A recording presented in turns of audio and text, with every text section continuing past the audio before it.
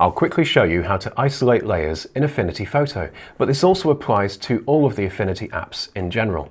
So let's take this composite document as an example. I'll move across to the Layers panel, and before we get started, I'll just click this little icon here and choose Large Thumbnails. This will just expand the thumbnail size and give us a better idea of what we're doing. So then, to isolate layers, all we need to do is hold down Alt or Option and click on either the layer thumbnail or the text. For example, down here I have this woman cut out.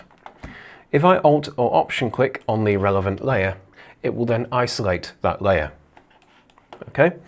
And we can then toggle between isolated layers. So again, holding down Alt or Option, I can click on the adjacent layer and that will then be isolated.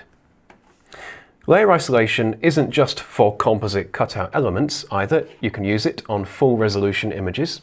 For example, at the bottom here, I have various render passes.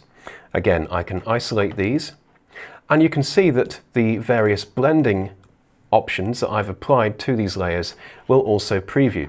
So I have some custom blend modes and opacity values set. So you can see the contribution that these render passes are going to make to the final document. Now, to exit isolation mode, all we need to do is click off onto any other layer.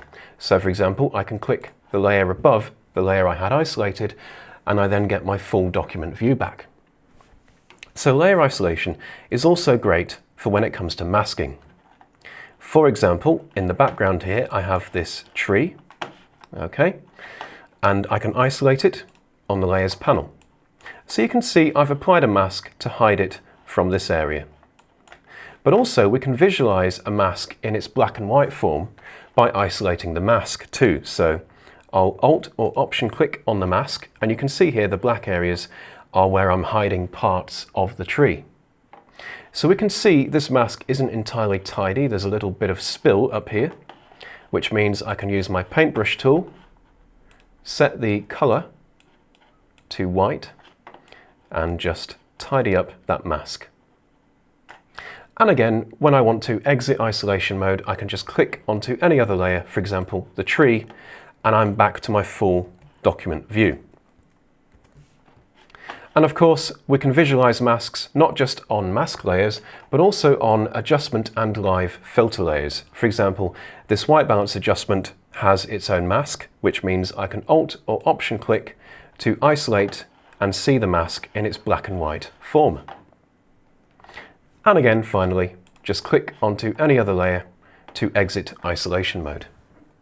So there we go, just a quick video on layer isolation and how to achieve it.